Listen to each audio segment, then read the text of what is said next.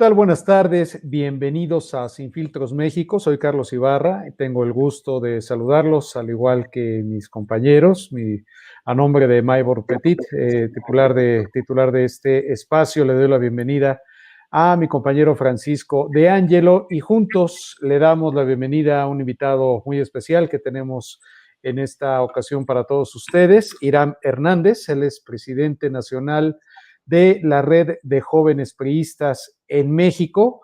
Irán, bienvenido a tu espacio, bienvenido a Sin Filtros México. Muchas gracias, Carlos, gracias, Francisco, muy amables, muy agradecido por la invitación a platicar en este extraordinario espacio de Sin Filtros y un saludo a toda tu extraordinaria y amable audiencia. Gracias. Gracias a ti, Irán.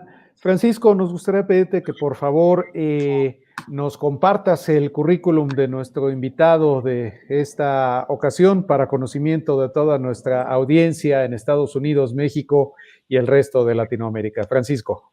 Sí, claro, muchas gracias. Irán Hernández Cetina, socio fundador en 2011 de la Asociación Civil Juárez Joven. Fue presidente estatal en Chihuahua de la organización Jóvenes Priistas de 2011 al 2014. También presidente nacional de los Chavos Revolucionarios desde el 2014 al 18. Es licenciado en Economía por la UNAM. Se graduó en el año 2018 con mención honorífica como economista. Durante el proceso electoral federal del 2018, donde elegimos presidente de México, compitió como candidato a diputado por el 4º Distrito Federal de Ciudad Juárez, Chihuahua. De 2018 a 2019 fungió como presidente nacional del Consejo Tecnológico Universitario del Comité Ejecutivo Nacional de la Red Jóvenes por México. Actualmente, desde octubre de 2019, es presidente nacional de la Red de Jóvenes por México del Comité Ejecutivo Nacional del Partido Revolucionario Institucional PRI. En noviembre de 2019 asumió el cargo de presidente adjunto de la COPAL Juvenil en Managua, Nicaragua. Es consejero político municipal, estatal y nacional del PRI. En la función pública se ha desempeñado como funcionario en los 3 niveles de gobierno. Ha sido asesor de la Cámara de Diputados. Asimismo, ha colaborado en el ámbito educativo como profesor adjunto de macroeconomía en la UNAM. Bueno, tenemos un joven político economista brillante, al parecer, aquí con nosotros. Gracias. Sí, sin duda, así es. Pues, Irán, nos gustaría escuchar tu mensaje y sobre todo tu diagnóstico del papel que jugará la juventud mexicana en el contexto político actual, sobre todo de cara a las elecciones que tendrán lugar, las elecciones llamadas intermedias en nuestro país a celebrarse en junio próximo en México, y que para los amigos que nos ven desde otras latitudes, recordarles que aquí en México cada 6 años se elige presidente y gobierno federal, pero cada 3 se renueva el Congreso, es decir, la Cámara de Diputados Federal. Irán, adelante, por favor, te escuchamos. Muchas gracias, Carlos. Pues mira, como tú bien lo decías, para la audiencia que nos ve de otras partes del mundo, no sé hasta dónde llegue el alcance de este programa, no sé si lo vean de otras partes del mundo o de México, pero aquí en México cada 6 años se elige presidente de la República y cada 3 años se renueva la Cámara de Diputados Federal, la máxima cámara del Poder Legislativo, que también, bueno, está la Cámara Alta, los senadores de la República, esos se eligen cada 6 años, pero la Cámara, la llamada Cámara Baja, la Cámara de Diputados, se elige cada 3 años. Este 2021 vamos a elegir la Cámara de Diputados Federal, se renueva la Cámara, los 500 diputados de la Cámara se van a votar en todo el país, pero además se van a elegir 15 gubernaturas, casi la mitad de los estados de la República que conforman la República Mexicana, que son 32, van a tener elecciones para elegir al titular del Poder Ejecutivo Estatal, es decir, al gobernador. Entonces, es una elección muy importante, una elección muy grande y una elección que esperamos sea, además, esperamos y sabemos que va a ser muy competitiva. Y los jóvenes vamos a jugar un rol y un papel fundamental. Como siempre lo hemos jugado en la vida política del país, participando en muchos movimientos sociales y en muchas manifestaciones y en muchas movilizaciones importantes. Los jóvenes van a jugar un rol fundamental en las elecciones de este 2021 porque 7 millones de jóvenes van a votar por primera vez. Por un lado, 7 millones de jóvenes van a votar por primera vez. Y por el otro lado, cerca de 30% del padrón electoral, de los alrededor de 90 millones de mexicanos que van a poder votar el próximo 6 de junio del 2021, cerca de 30 millones son jóvenes menores de 29 años. Imagínate nada más. Claramente la elección la pueden definir los jóvenes. Así es que por eso es fundamental el papel que vamos a tener como juventud y sobre todo lo que los jóvenes están haciendo al interior de los partidos políticos, como lo hacemos nosotros los jóvenes del PRI al interior del PRI, que como ustedes saben, como tu audiencia lo sabe, como ustedes lo saben, el PRI es el gran partido histórico y tradicional de México, que ha gobernado muchos años el país, que ha sido querido por muchos, criticado y quizá no querido por otros cuantos. Pero bueno, nosotros los jóvenes del partido hemos estado trabajando y luchando para cambiar la imagen del partido, pero también para que a nosotros los jóvenes se nos den oportunidades al interior del PRI, oportunidades de participación política con la que jóvenes menores de 35 años de edad puedan tener la oportunidad de abanderar los colores del PRI, de pedirle el voto a la gente, a la sociedad mexicana, y con esto ir refrescando las caras y refrescando la esencia y refrescando toda la estructura en todos los cargos de dirección de nuestro partido y con ello refrescar también la política de México. Entonces, yo quisiera decirte que los jóvenes ya estamos jugando un papel muy importante al interior de los partidos políticos, al interior del PRI, por supuesto, y en el proceso electoral federal del 2021 vamos a jugar el rol que sin lugar a dudas va a definir la elección.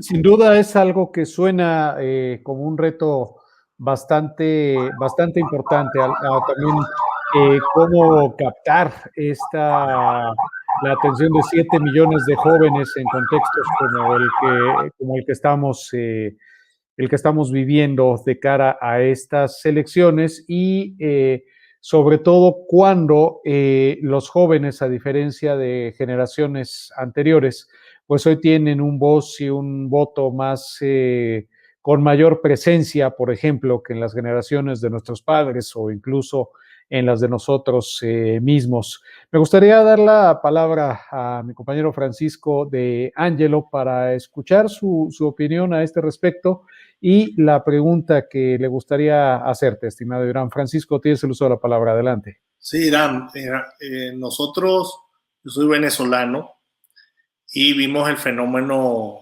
chavista hemos luchado por más de 20 años contra algo que fue un modelo que llevó por la democracia y terminó de instaurarse como una dictadura, como un régimen dictatorial. Nos preocupa un poco el tema lo pongo en mi próximo artículo, que es la franquicia chavista, de cómo Morena ha comprado una especie de guía de ultraizquierda con un pensamiento muy parecido y una labor, unos pasos, una estructura muy parecida al chavismo, un poco más light, por supuesto. Entonces, cuando nosotros empezamos esta lucha, que no sabíamos qué era el chavismo ni qué era esta ideología que viene también de Cuba, no sabíamos qué hacer. Hoy en día hay años de lucha, ya tenemos diagnosticado el problema y los jóvenes como conocemos al presidente Juan Guaidó entre ellos, a Reinaldo Díaz, nuestro representante en México, a David Smolansky, que está en la OEA. Hay jóvenes líderes venezolanos luchando en contra de la dictadura. Es un tema bastante álgido, pero ¿cómo estás viendo tú la idea de algunas personas de Morena en convertir a México en un régimen? Y lo dicen abiertamente, le aplauden a Cuba, le aplauden a Maduro. Maduro vino a la toma de posesión. ¿Cómo ven los jóvenes esto? Porque los que más sufren son los jóvenes. Nosotros tenemos jóvenes de 20 años, se les coartó su futuro, la posibilidad de desenvolverse, estudiar y trabajar en su patria. Se tuvieron que ir. Tenemos más de 4,5 millones de desplazados, fácil 5 millones de desplazados por el régimen, y los jóvenes son los más afectados, pero también los jóvenes son la esperanza y son los que han logrado realmente hacer entender al mundo el cambio. ¿Qué crees tú que va a pasar aquí? Hay un poco de desesperanza, hay mucha... esta franquicia chavista hace que se divide el país entre buenos y malos, se trata de dar esas ideas. ¿Y cómo vas a hacer también que los jóvenes dejen la apatía y se pongan activos en política para que puedan cambiar las cosas? Bueno, mira, sin lugar a dudas es muy triste lo que vive Venezuela. Yo creo que, para ser totalmente claros y ser totalmente justos, eh, yo no sé si es proyecto del presidente de Morena, que actualmente gobierna, la venezualización de México. Es decir, yo no sé si se lo están proponiendo como tal. Lo que sí sé, por los hechos, es que parece ser que para allá vamos en México, tristemente. Por muchas razones. Morena forma parte del Foro de Sao Paulo, que reúne a los partidos de izquierda más radicales. Es un organismo internacional que reúne a partidos de izquierda con esa característica de izquierda radical. Por ejemplo, el PRI forma parte, no solo forma parte, el PRI fundó con don Gustavo Carvajal Moreno en 1979, con don Gustavo Carvajal, que en paz descanse. El PRI fundó un organismo internacional que agrupa partidos políticos de América Latina con la característica de ser progresistas, de ser de izquierda progresista. Y este es la COPAL, la Conferencia Permanente de Partidos Políticos de América Latina, que actualmente preside el presidente nacional del PRI, Alejandro Moreno Cárdenas, con muchos priistas notables y destacados participando, como lo son Sofía Carvajal, Jorge García, el maestro Alberto Aguilar Iñárritu. Yo tengo el gran honor y la gran bendición de ser presidente adjunto de la COPAL Juvenil. O sea que, aparte de participar con los jóvenes del PRI en México, también participo con los jóvenes de toda América Latina.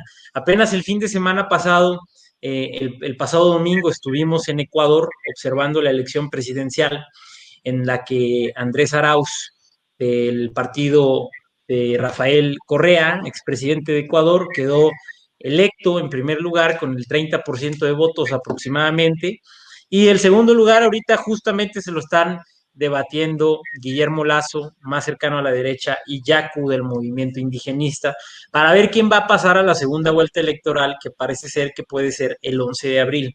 Entonces, Morena forma parte de este organismo de ultraizquierda radical que es el Foro de Sao Paulo. Esa ya es una señal de alarma. Ha habido un ataque sistemático. ¿Cuáles son las semejanzas con el chavismo? Bueno, esto que te digo, el chavismo y Morena forman parte de un mismo foro de izquierda radical. Al presidente López Obrador le gusta mucho participar en foros, en estas mañaneras. Él da conferencias de prensa todas las mañanas, de alrededor de 2 horas, en las que cuenta muchísimas mentiras. Se ha documentado ampliamente por muchísimos organismos de la sociedad civil que alrededor del 70% de lo que dice el presidente en sus mañaneras es falso, o es una verdad a media, o es mentira, o es incorrecto, o es impreciso. Pero te habla de la afición que tiene el presidente de la República de aparecer constantemente en los medios de cadena nacional. Algo que también hacía Hugo Chávez con el famoso programa que tú no me vas a dejar mentir que eres de Venezuela, de Aló Presidente, donde se platica mucho que un día Hugo Chávez salió en el programa e iba recorriendo las calles de Venezuela y diciendo, este edificio se va a expropiar y este, y este, y este, y que llegaba a durar horas y horas el programa de Aló Presidente, que era en vivo. Bueno, López Obrador tiene una afición muy parecida a la de Hugo Chávez por aparecer en cadena nacional constantemente, diciendo muchas mentiras, muchas verdades a medias. Esa es otra semejanza, la segunda semejanza. ¿Cuál es la tercera semejanza? Pues que hay un ataque sistemático a los organismos institucionales autónomos de México, un intento por cooptarlos y aprovecharlos y ponerlos a su disposición y a su favor, como lo es la Suprema Corte de Justicia, que se puede decir que ya está cooptada, el ministro Arturo Saldívar, que todos pensábamos que era un ministro muy respetable, pues parece ser que ya está muy cargado al Poder Ejecutivo, vulnerando la soberanía, la independencia, la autonomía que debería de tener la Corte. Eso por un lado. Por el otro, la CNDH, en la que puso a una persona muy afín a Morena, que es Rosario Ibarra, y bueno, la Comisión Reguladora de Energía, la CRE, varios organismos autónomos con lo que está intentando cooptar el partido de Morena, con lo que se está debilitando el andamiaje institucional que todos los países tienen que tener para alcanzar la prosperidad y el crecimiento. Entonces son varias semejanzas que ciertamente sí tiene el partido de Morena, más que con el chavismo, con lo que yo llamaría, y no yo, más bien con lo que el consenso académico actual internacional llamaría como el populismo. Y es que el populismo tiene características muy particulares y muy notables. No lo digo yo, lo dice, por ejemplo, Ernesto Laclau, un estudioso muy importante del populismo argentino, que en paz descanse, de la Universidad de Buenos Aires. Él formula buena parte de lo que hoy se conoce como populismo, lo describe, y él, básicamente, en su libro en torno a la razón, en torno al populismo, Ernesto Laclau define al populismo como una estrategia discursiva de ciertos políticos que buscan contraponer a los de abajo contra los de arriba. Y esto es una estrategia discursiva muy utilizada por los movimientos y líderes populistas. Aquí Andrés Manuel habla del pueblo bueno y sabio contra la mafia del poder, los de abajo contra los de arriba. Donald Trump, por ejemplo, que también es un destacadísimo populista, decía the people versus the establishment. En España, el movimiento Podemos buscaba contraponer a la gente contra la casta. Hugo Chávez me imagino que era algo parecido, la élite corrupta, poderosa, contra el pueblo. Bueno, esto es parte de la lógica, de la dinámica en la que funciona el populismo. De una persona que se asume la única representante correcta, la única representante legítima. Esa es la palabra, el único o la única representante legítima del pueblo. Entonces, en ese sentido, los populistas son antipluralistas porque solo ellos representan al pueblo, solo son ellos quienes se pueden asumir como los intermediarios del pueblo. Dicen que el pueblo es el que les da las órdenes y los mandatos, por eso es que todo lo buscan someter a consultas populares que suelen ser ilegales o anticonstitucionales. En México, Morena ha emprendido varias de esas consultas populares que no tienen ningún ápice de legalidad, referendos que suelen ser populares pero ilegales la mayoría del tiempo. Hugo Chávez también hizo muchos referendos, los líderes populistas los hacen, porque buscan cambiar lo que viene a ser el mandato libre que le da el pueblo soberano a los gobernantes cuando los elige a través del voto, por lo que los populistas entienden como un mandato imperativo. Es decir, el pueblo dice, pero también esto ayuda mucho a los populistas a lavarse las manos cuando algo no les sale bien, porque bueno, pues ellos a final de cuentas dicen que están haciendo lo que el pueblo les está pidiendo que hagan, ¿no? Entonces, hay cierto conjunto de características muy particulares que conforman a los líderes populistas que hoy se están dando en varias partes del mundo. Andrés Manuel en México, Donald Trump en Estados Unidos, que bueno, ya se votó que Biden sea el presidente, entonces esa fue una victoria para la democracia liberal. Bolsonaro en Brasil, Rafael Correa en Ecuador, Hugo Chávez en Venezuela. En Europa hay muchos populistas de derecha, por ejemplo está la que le competía a Macron en Francia a la presidencia, que es Marine Le Pen, en Austria, en todo el mundo en general está habiendo un brote de movimientos populistas, ya sea de derecha o de izquierda, porque esa es otra característica del populismo. El populismo no tiene ideología, carece de ideología. Ya comentaba yo que Ernesto Laclau lo define como una estrategia discursiva. Entonces, el populismo carece de ideología, carece de agenda programática, carece de plan de gobierno, carece de postulados propios, carece de todo. Es más una estrategia discursiva de campaña con características muy particulares. Actualmente el mundo atraviesa lo que Chantal Mouffe, otra teórica del populismo de la Universidad de Bélgica, que por cierto estaba ella casada con Ernesto Laclau, los dos muy estudiosos, son de los autores más destacadísimos del tema del populismo. Chantal Mouffe también habla mucho del populismo y ella dice que el mundo actual está atravesando un movimiento populista. Un momento populista. Entonces hay brotes populistas por todo el mundo. Entonces yo te diría que más que ser un modelo chavista o un modelo venezolano, es un movimiento y un momento populista que está viviendo todo el mundo. Las explicaciones pueden ser varias. A mí me parece que es porque el modelo neoliberal, sin lugar a dudas, está en crisis, está en una decadencia importante y porque además el modelo neoliberal ciertamente causó muchos problemas que buscaba resolver y no resolvió. Yo estoy en contra del neoliberalismo, pero no por estar en contra del neoliberalismo estoy a favor del populismo. El populismo es una especie de distorsión equivocada de la democracia. De hecho, otro politólogo de la Universidad de Princeton, alemán, Jan Werner Müller, que tiene un libro sobre el populismo, se llama ¿Qué es el populismo? Se lo recomiendo. Jan Werner Müller llama al populismo la democracia defectuosa. Entonces, está mal el populismo, pero ciertamente hay que pararnos en el contexto mundial actual de un neoliberalismo que causó mucha desigualdad económica y social en todo el mundo, que hizo más ricos a los ricos, que ha ensanchado en todo el mundo muchas profundización de la desigualdad, bueno, muchos problemas que no ha resuelto. Entonces, pero yo creo que el populismo no es la solución, ¿no? Entonces yo creo que todo esto es lo que estamos viviendo. Creo que ya me extendí mucho, pero bueno. No, definitivamente hay varios puntos. Por ejemplo, el pueblo, quien ellos llaman el pueblo es a quienes lo siguen, a quienes los idolatran, a los miembros del partido, y no incluyen a la totalidad de la nación, del país, de los ciudadanos que dirigen. Entonces empiezan a generarse esas distorsiones entre, como decían los oligarcas, los escualios, decía Chávez, aquí dicen los fifís, aquí lo vemos. El populismo definitivamente es un mal, pero tú hablas que no estás de acuerdo con el neoliberalismo. Estamos claros que la estructura del neoliberalismo está quebrada. Estamos claros que por una parte no solucionó los problemas de desigualdades, pero también es verdad que en los últimos quizás 30 años ha salido mucha gente de la pobreza, muchas pero personas... eso no es cierto, ¿eh?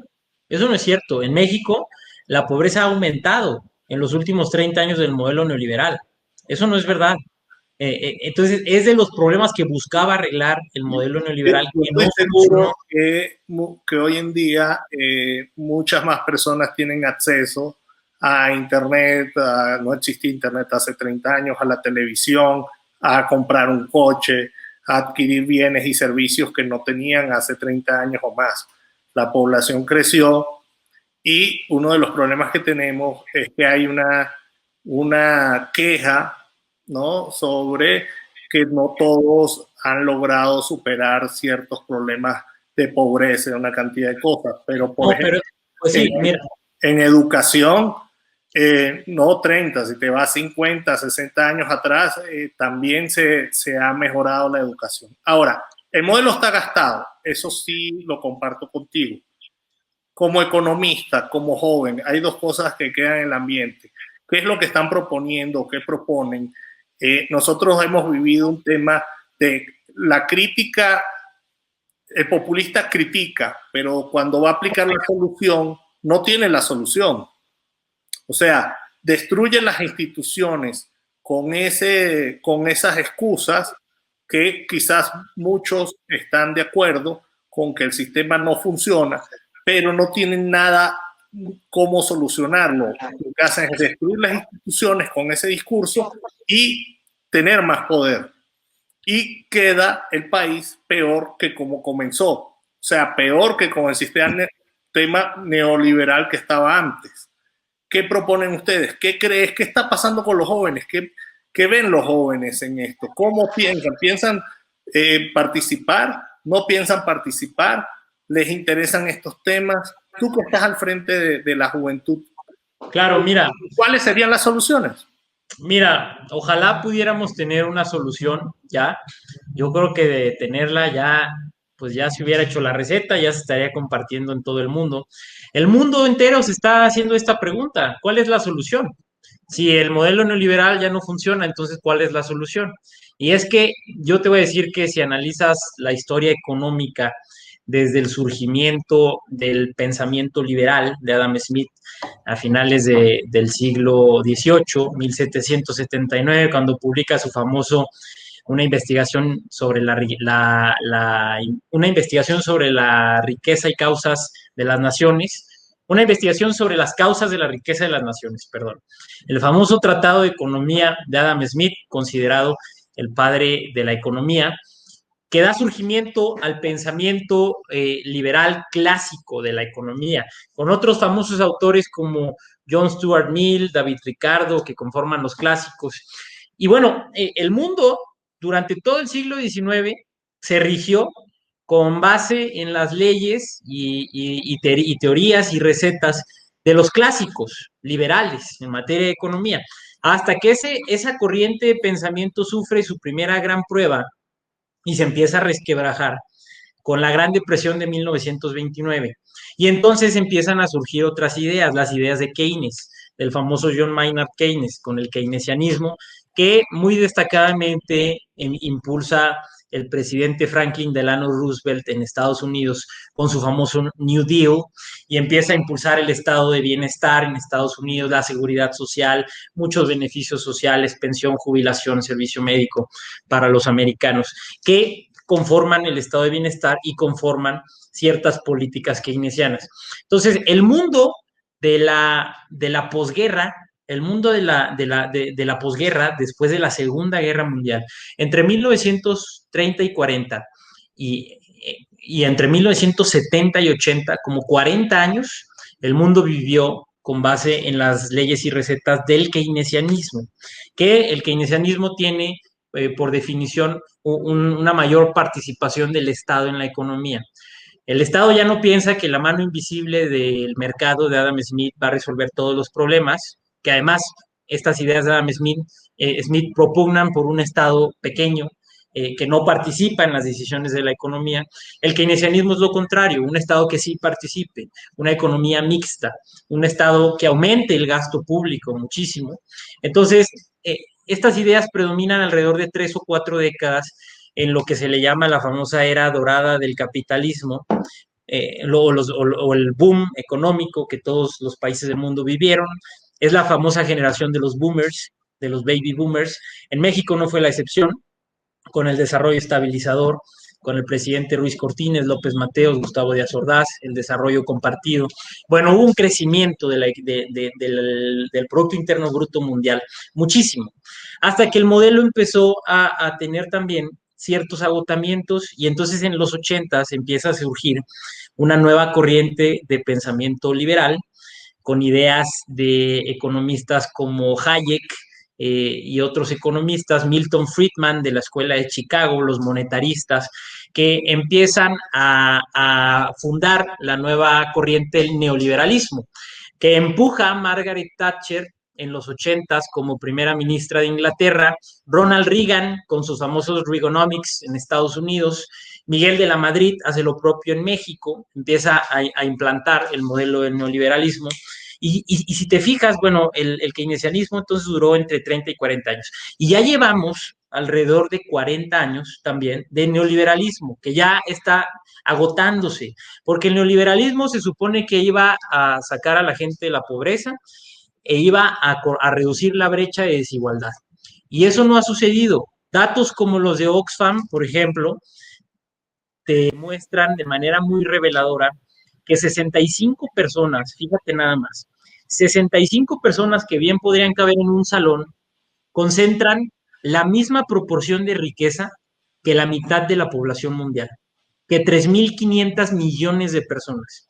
Esto quiere decir que en el marco del movimiento neoliberal, los ricos se han hecho cada vez más ricos, han concentrado más la riqueza y la brecha de desigualdad se ha vuelto cada vez más grande. La pobreza también ha aumentado brutalmente y el crecimiento no ha sido como se ha esperado. En México, por ejemplo, ha sido un promedio en 30, 40 años de 2 puntos. Ahorita con Andrés Manuel, tristemente, estamos en 0 e incluso en menos, pero bueno, había sido de 2 puntos en 30 y 40. Ahora, una pregunta, esa desigualdad es culpa del liberalismo, del neoliberalismo o de los monopolios. Pues es que los monopolios son producto del neoliberalismo, que precisamente de nuevo impulsa esta idea de que el Estado se abstenga de participar en la economía. Y entonces un Estado que no participa en la economía y que no regula los mercados, pues no tiene facultades o herramientas de impedir que una empresa controle todo el mercado, se vuelva poderosa, impida a las demás de participar, constituyendo un monopolio o un oligopolio o una oligarquía empresarial, como ha pasado en muchos países, ¿no? También Entonces, hay monopolios del Estado, ¿no? pues sí. Bueno, como los Pemex. O sea, hay dos preguntas aquí que tengo que entender. Una, ¿no debería el Estado regular con la Comisión de Competencia Económica los monopolios? ¿No debería el Estado tratar de ayudar a los privados, a la iniciativa privada, a las pymes? En México hay muchas pymes para que hagan mejor competencia, mejores productos, mejor tecnología. Y hay un tratado libre de América del Norte, claro, el TIMEX. ¿Eso benefició a México o no lo benefició? Porque México es un antes y después del 94, o según recuerdo que se firmó el tratado. Pues mira, no del todo, no del todo. Muy interesante lo que me preguntas, porque de hecho, gracias a Dios, de eso fue mi tesis. Es un análisis del Tratado de Libre Comercio, 12 variables específicas. ¿Qué pasó con esas 12 variables en 25 años de Tratado de Libre Comercio? De eso fue mi tesis, que se puede consultar en internet, en la página de la UNAM. Ojalá les guste, fue con mucho esfuerzo, gracias a Dios. Y bueno, de los políticos que hicieron tesis de verdad, no como los que luego salen que no lo hicieron. Pues mira, los resultados son asombrosos, porque contrario a lo que uno pensaría, cuando los 3 presidentes de México, Estados Unidos y Canadá anunciaron el Tratado de Libre Comercio, ellos dijeron que México iba a alcanzar a crecer, por ejemplo, 10 puntos porcentuales al año. Y bueno, lo vendieron como la panacea del crecimiento. México no solo no alcanzó los 10 puntos, además creció menos. Ya comentaba yo que hubo un promedio de 2 puntos porcentuales por año, que ahora Andrés Manuel vino a dar al traste con eso, porque ahora parece que en el 2020 decrecimos como en menos 10 puntos, tristemente, preocupantemente.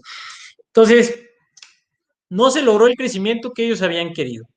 La brecha de la desigualdad no se cerró, la pobreza aumentó. ¿En qué sí tuvo buenos resultados el Tratado de Libre Comercio? Pues en el crecimiento natural de las exportaciones y de las importaciones, que a mí me parece bastante lógico que si quitas obstáculos, es decir, aranceles entre países para el comercio internacional, pues de manera natural va a aumentar el comercio. Y el comercio ciertamente sí aumentó brutal y destacadamente, muchísimo, en un 500, 700% aumentó. Y también aumentó de manera muy destacada la inversión extranjera directa. México ahora capta muchísima más extranjera directa, que luego eso nos lo quieren vender como un gran triunfo, pero la principal conclusión de mi tesis, que ahora yo les comparto, es que tristemente con el Tratado de Libre Comercio, México lo único que ha conseguido es convertirse en una gran fábrica cuya única ventaja competitiva con el resto del mundo es exportar mano de obra barata, porque captamos mucha inversión extranjera directa de empresas transnacionales que solo vienen a sentarse a México para aprovecharse de nuestra mano de obra barata para ensamblar sus productos y después exportarlos al resto del mundo. Entonces, ¿qué contenido de innovación, de origen mexicano, de verdadera ciencia y tecnología mexicana estamos exportando al resto del mundo? Ninguno. Todavía es hora que no tenemos una sola marca de carro mexicano. Y eso es porque México se ha convertido en la más grande ensambladora, quizá de América Latina, de productos con materia prima de otros países y de productos extranjeros, de empresas que solo vienen a aprovecharse de nuestra mano de obra barata, fomentando un círculo vicioso de precarización del salario, de precarización de la mano de obra, de precarización laboral. Entonces es un problema gravísimo estructural, porque México no ha tenido en los últimos 40 años una verdadera política industrial que busque generar productos de contenido de verdadera innovación mexicana. Tecnología, software, bueno.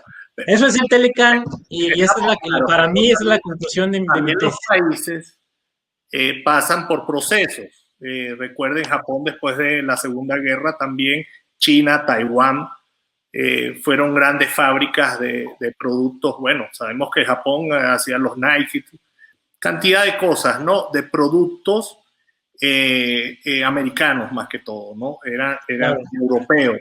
Y después ellos brincaron a hacer sus marcas, a hacer sus tecnologías, a luchar por ese espacio de productos propios en el mundo y lo lograron.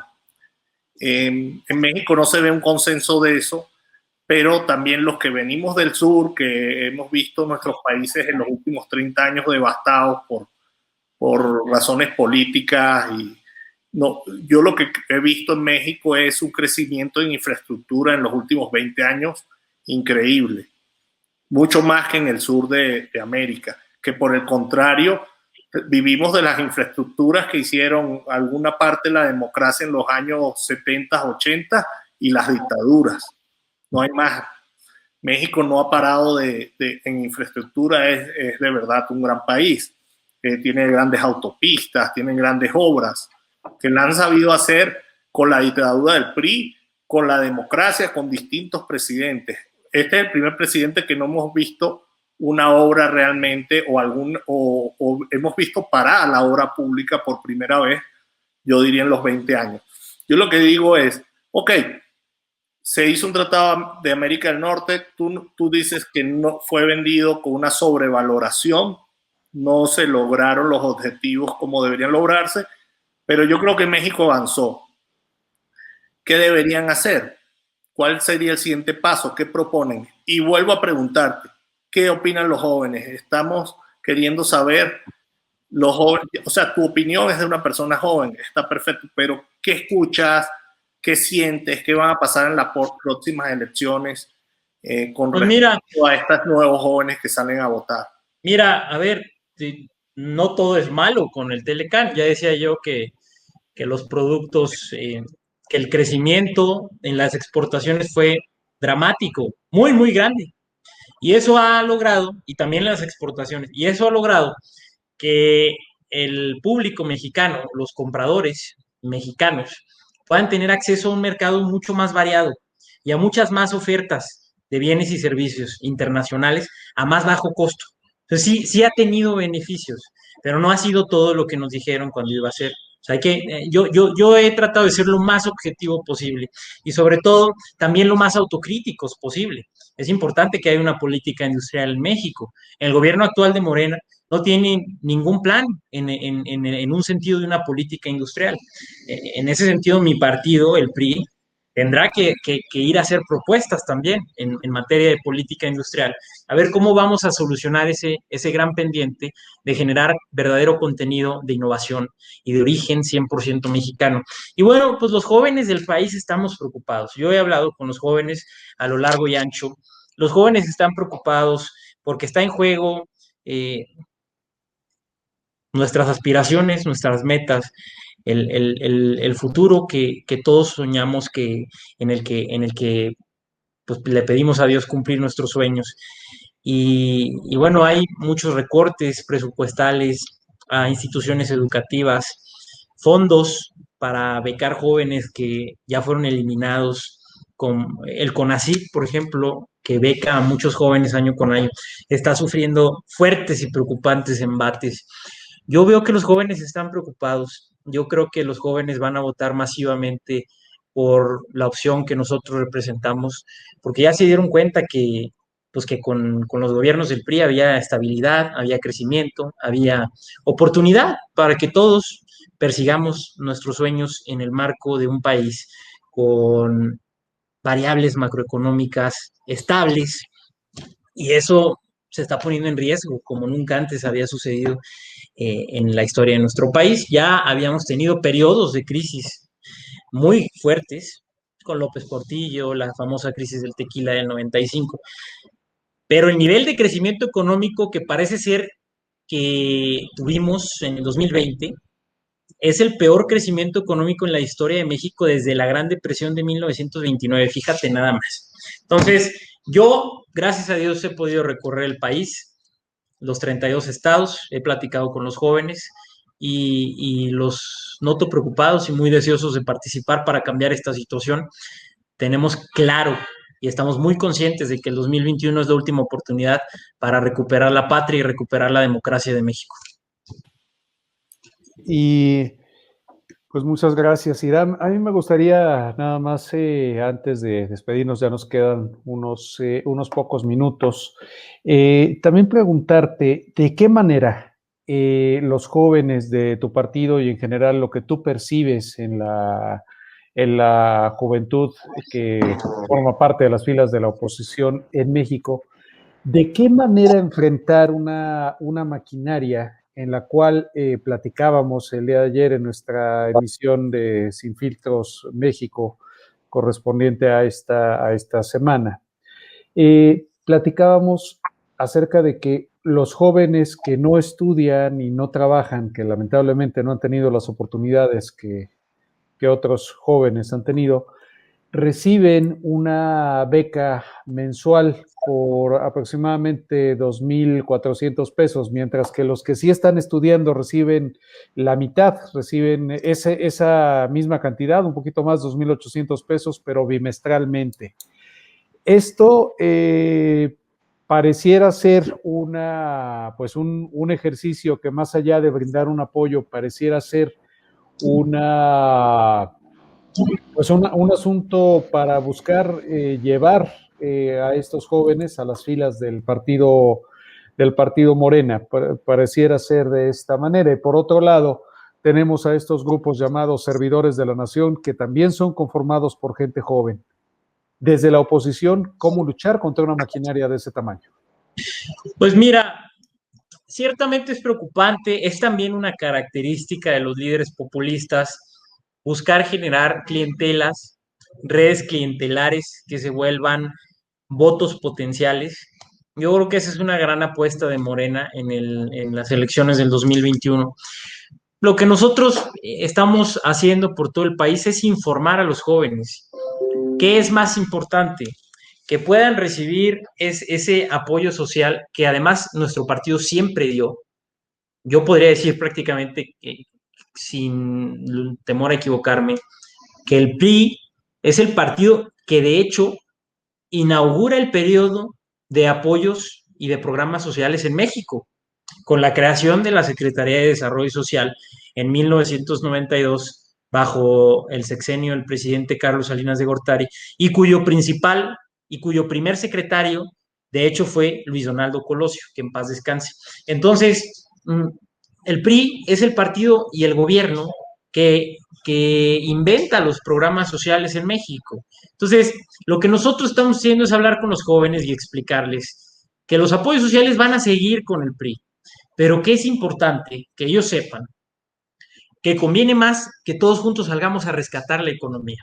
Porque si no hay una economía en boga, una economía funcionando, una economía dinámica, activa, una economía en una inercia positiva, de crecimiento, no de decrecimiento como ahorita. Una inercia económica en crecimiento, pues entonces no va a haber programas sociales, porque ¿qué es lo que va a pasar cuando la economía esté paralizada y esté estancada y no crezca? La recaudación fiscal esté también estancada y caiga incluso, y el gobierno no tenga cómo mantener los programas sociales. Bueno, lo que puede pasar, porque seguramente el gobierno no va a querer arriesgar su popularidad y no va a querer cortar los programas sociales, lo que puede pasar es que entonces intervenga en el Banco de México, y eso sería gravísimo, y tomen las reservas internacionales, y luego se acaben las reservas. Y si se acaban las reservas, lo que sigue es imprimir billetes. Y si imprimen billetes, va a venir una espiral de hiperinflación en México. Y eso ya es de facto convertirnos en Venezuela. Eso ya es la venezualización de México. Entonces sí es preocupante, muy preocupante. Por eso estamos tratando de hacer conciencia con todos los jóvenes del país, en todos los rincones de México, de que este 6 de junio del 2021 es la última oportunidad para rescatar a México. Bien, pues muchas gracias, Irán Hernández Cetina, por concedernos este espacio. Francisco, nos gustaría escuchar, por favor, tu comentario de cierre. Bueno, México, igual que Brasil, son los hermanos mayores de Latinoamérica. Este programa es visto por muchos latinos en Estados Unidos y por toda Saludos a mis compatriotas. Yo creo que a ellos les va a dar, igual como este sentimiento que seguro es Carlos y de su servidor, esperanza, que hayan jóvenes que no se han dejado llevar por la apatía, jóvenes estudiosos, jóvenes con menciones honoríficas en las universidades, que quieran cambiar las cosas, que quieran hacer las cosas bien. Yo creo que en la juventud está la vacuna para el populismo, la vacuna para el chavismo, para la ignorancia. Hay que sacar a las personas de la pobreza y con los jóvenes preparados vamos a lograrlo, Dios mediante. Ojalá se cumpla todo lo que Irán está tratando de luchar y que los jóvenes dejen la apatía y salgan a votar por el partido de su preferencia. Muchas gracias. Gracias, Francisco. Gracias, Carlos. Y hacemos un gran llamado a todos los mexicanos, a todos nuestros compatriotas, a todos los latinos y a todas las personas que tienen raíces en México, pero que están fuera del país y están viendo este programa, para que le hagan un llamado a sus familiares en México y todos juntos salgamos a votar el 6 de junio del 2021 masivamente por la opción que representa el bienestar de México. Muchas gracias por la oportunidad y un saludo muy grande con mucho aprecio a su audiencia. Gracias. Muchísimas gracias a ti, Irán Hernández. Y bueno, amigos, aquí tienen, pues, en este programa hemos estado presentando las voces plurales. En esta ocasión, pues, estamos escuchando a este joven, iba a decir, pues, una joven promesa, ¿no? Una joven realidad, sin duda, un amplio conocedor en materia política y económica, que nos ha dado su punto de vista sobre lo que se está viviendo en México y sobre las diferentes opciones que hay en materia política. Es así como estamos llegando al final. Muchas gracias a nuestro invitado Irán Hernández. Gracias, Francisco de Angelo, compañero y amigo como siempre, por estar en esta emisión. Los invito también a que nos dejen, como siempre, sus comentarios en el super chat. Recuerden que estos comentarios son contestados puntualmente. Cada uno de nosotros vemos sus comentarios con atención, entonces estaremos pendientes de ello. Yo soy Carlos Ibarra. Nos vemos la próxima. Hasta siempre. Gracias. Dios los bendiga. Hasta luego. Bendiciones.